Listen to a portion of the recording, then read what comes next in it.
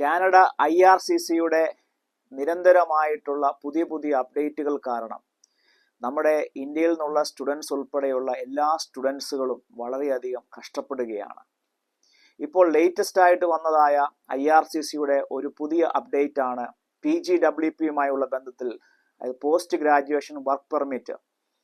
അതിൽ നമുക്കറിയാം, ഇവിടെ നമ്മൾ പഠിക്കാൻ വരുന്നു, അതിനുശേഷം അവരുടെ പഠനത്തിന് ശേഷം ഏതാണ്ട് 6 മാസം മുതൽ 3 വർഷം വരെയും നമുക്ക് സ്റ്റേ ബാക്ക് ചെയ്തുകൊണ്ട് ഇവിടെ നമുക്ക് ഫുൾ ടൈം ജോലി ചെയ്യാൻ പറ്റുന്ന ഒരു സംവിധാനമാണ് പോസ്റ്റ് ഗ്രാജുവേഷൻ വർക്ക് പെർമിറ്റ്. നമ്മൾ സ്റ്റഡി പെർമിറ്റ് എടുക്കുന്നതിന് മുമ്പ് തന്നെ IELTSഉം അങ്ങനെയൊക്കെയുള്ള ലാംഗ്വേജ് ടെസ്റ്റുകളും എല്ലാം പാസ്സായതിനു ശേഷമാണ് നമ്മൾ നമ്മുടെ പഠനം ഇവിടെ ആരംഭിക്കുന്നത്. നേരത്തെയൊക്കെ PGWP എടുക്കുന്നതുമായി ബന്ധപ്പെട്ട് വീണ്ടും ഒരു ലാംഗ്വേജ് ടെസ്റ്റ് എടുക്കേണ്ടതായിട്ടുള്ള യാതൊരു ആവശ്യകതയും ഇല്ലായിരുന്നു. അങ്ങനെ IRCC അതിലും വലിയ അപ്ഡേറ്റുകൾ കൊണ്ടുവന്നു. ഇവിടെ സ്റ്റഡി പെർമിറ്റ് വന്ന ആൾക്കാർ അത് PGWP എടുക്കുന്നതിന് മുമ്പ് തന്നെ വീണ്ടും അടുത്ത ഒരു IELTS ടെസ്റ്റ് അല്ലെങ്കിൽ ലാംഗ്വേജ് ടെസ്റ്റുമായുള്ള ബന്ധത്തിൽ ഇംഗ്ലീഷോ ഫ്രഞ്ച് ലാംഗ്വേജുമായിട്ടുള്ള ആ ടെസ്റ്റുകൾ പാസ്സാകാതെ അവർക്ക് PGWPയിലേക്ക് പോകാൻ കഴിയില്ലെന്നുള്ളതായിരുന്നു മറ്റൊരു അപ്ഡേറ്റ്.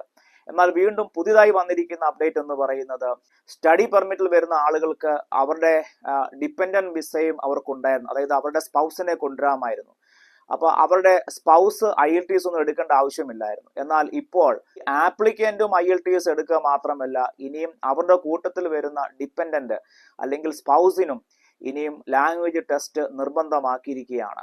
അത് നിലവിലുള്ള പല ആളുകളെയും വളരെയധികം സങ്കടത്തിലാക്കിയിരിക്കുകയാണ്. ഒരു വിധത്തിലാണ് ഓരോ സ്റ്റെപ്പുകളും കരകയറി അവർ വരുന്നത്. ഇപ്പോൾ ഒരു തരത്തിലും മുന്നോട്ട് പോകാൻ കഴിയാതെ എല്ലാ നിലയിലും കൂട്ടിടുന്ന ഒരവസ്ഥയാണ് IRCCയുടെ ഭാഗത്തുനിന്ന് ഉണ്ടാകുന്നത്. അങ്ങനെ ഇരിക്കുമ്പോഴാണ് IRCCയുടെ മറ്റൊരു ഞെട്ടിക്കുന്ന വാർത്ത അത് വെളി വരുന്നത്. ആയിരക്കണക്കിന് PGWPയുടെ ആപ്ലിക്കേഷൻ റിജക്റ്റ് ചെയ്തുകൊണ്ട് അവർ റിട്ടേൺ അയച്ചിരിക്കുകയാണ്. അതിന്റെ കാരണം മറ്റൊന്നുമല്ല, 2024 മുതൽ PGWPയുടെ ആപ്ലിക്കേഷൻ കൊടുത്തതായിട്ടുള്ള എല്ലാ ആളുകളും അന്നത്തെ പുതിയ അപ്ഡേറ്റ് അനുസരിച്ച് ലാംഗ്വേജ് ടെസ്റ്റിന്റെ റിസൾട്ടും കൂടെ അവർ ഇതിനകത്ത് അറ്റാച്ച് ചെയ്യണമായിരുന്നു. എന്നാൽ അതുമായി ബന്ധപ്പെട്ട ആ സമയങ്ങളിൽ ഓർഡർ വരുന്നതിന് മുമ്പ് തന്നെ ഒരുപാട് ആളുകൾ അവരുടെ ആ സമയം മുതലുള്ള PGWPയുടെ ആപ്ലിക്കേഷൻ അവർ ഓൾറെഡി സബ്മിറ്റ് ചെയ്തു കഴിഞ്ഞിരുന്നു. എന്നാൽ ഇവര് ഓർഡർ ഇറക്കിയെങ്കിലും അതുമായി ബന്ധപ്പെട്ടുള്ള ഇവരുടെ ഒഫീഷ്യൽ വെബ്സൈറ്റിൻ്റെ അകത്ത് യാതൊരു മോഡിഫിക്കേഷനും അതിനകത്ത് വരുത്തുകയോ ഈ ലാംഗ്വേജ് ടെസ്റ്റിന്റെ ആ റിസൾട്ട് അവരുടെ സർട്ടിഫിക്കറ്റ് അപ്ലോഡ് ചെയ്യാനുള്ള യാതൊരു ഫീൽഡും ഇല്ലായിരുന്നു. അതുകൊണ്ട് തന്നെ പല ആപ്ലിക്കൻസും എന്ത് ചെയ്യണമെന്ന് അറിയാൻ മേലാതെ, എന്നാൽ അവർക്ക് ആപ്ലിക്കേഷൻ സബ്മിറ്റ് ചെയ്യാതിരിക്കാനും പറ്റത്തില്ല. അങ്ങനെ അനേക ആളുകൾ, ആയിരക്കണക്കിന് ആളുകൾ അവരുടെ PGWPയുടെ ആപ്ലിക്കേഷൻ അവർ സബ്മിറ്റ് ചെയ്തു. അത് സബ്മിറ്റ് ചെയ്തതിന് ശേഷമാണ് IRCCയുടെ ഈ ഒരു അപ്ഡേറ്റ് വന്നത്. സബ്മിറ്റ് ചെയ്ത ആൾക്കാർ ഉൾപ്പെടെയുള്ള പിന്നീട് വന്ന ആളുകൾക്കും എല്ലാം ഈ ഒരു പുതിയ നിയമം ബാധകമാക്കുകയും ഗവൺമെന്റിന്റെ അനാസ്ഥ, അവർ ചെയ്യേണ്ട ഒരു കാര്യം ചെയ്യാതിരുന്നത് കൊണ്ട് അവർക്കത് പറ്റിയില്ല. അതുകൊണ്ട് തന്നെ ഒരു ദാക്ഷണയും കൂടാതെ തന്നെ എല്ലാ ആപ്ലിക്കേഷനും തിരിച്ചയക്കുകയാണ് ചെയ്തത്. അതുകൊണ്ട് ഇപ്പോൾ എന്തോ സംഭവിച്ചു, ഇതുവരെയും ഇത്രയൊക്കെ ആയിട്ടും അവരുടെ വെബ്സൈറ്റ് മോഡിഫൈ ചെയ്യുവോ അതിനുള്ള ഒരു സംവിധാനം ഒരുക്കി കൊടുക്കുകയോ ചെയ്തിട്ടില്ല. അതുമാത്രമല്ല, ഈ റിജക്റ്റ് ആയിട്ടുള്ള ഇത്രയും കുട്ടികൾ അവർക്ക് എന്ത് ചെയ്യണമെന്ന് അറിയത്തില്ല. കാര്യം പല ആളുകളുടെയും വർക്ക് പെർമിറ്റ് എക്സ്പയർ ആകാൻ പോവുകയാണ്.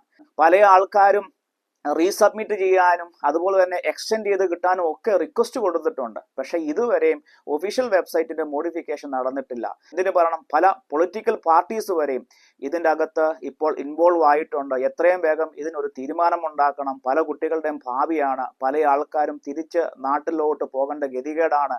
അവരാരും അവരുടെ അതായത് ഇൻഎലിജിബിലിറ്റി കാരണം പോകുന്നതല്ല, അവർ ഓൾറെഡി എലിജിബിൾ ആണ്. പക്ഷെ ഗവൺമെന്റിന്റെ ഒരു അനാസ്ഥ, ഇമിഗ്രേഷൻ ഡിപ്പാർട്ട്മെന്റ് ചെയ്യേണ്ട കാര്യങ്ങൾ ചെയ്യാതിരുന്നത് കൊണ്ടുള്ള ആ ഒരു ബുദ്ധിമുട്ട് കാരണം പല കുട്ടികളും തിരിച്ച് നാട്ടിലോട്ട് പോകേണ്ട ഒരു ഗതികേടിലും അങ്ങനെ ഒരു ഭയത്തിലുമാണ് അവരിപ്പോൾ ഇവിടെ ജീവിക്കുന്നത്. എത്രയും വേഗം കാനഡ ഗവൺമെന്റ് ഇതിനൊരു തീരുമാനം ഉണ്ടാക്കുമെന്ന് നമുക്ക് പ്രതീക്ഷിക്കാം. പല കുട്ടികളുടെയും ഭാവിയാണ്. അപ്പോൾ ഇങ്ങനെയൊക്കെയുള്ള ഒരു അൺസർട്ടനിറ്റിയിൽ നിറഞ്ഞ ഒരു കാര്യമാണ് ഇപ്പോൾ IRCCയുടെ ഭാഗത്തു നിന്ന് നമ്മളിപ്പോൾ കണ്ടുകൊണ്ടിരിക്കുന്നത്. അപ്പം നിങ്ങൾക്ക് എല്ലാവർക്കും ഈ ഒരു വീഡിയോ ഇഷ്ടപ്പെട്ടെന്ന് വിചാരിക്കുന്നു. പുതിയൊരു വീഡിയോയുമായി പുതിയൊരു അപ്ഡേറ്റിൽ നമുക്ക് വീണ്ടും കാണാം. I am Sanotrexy Joy. Bye.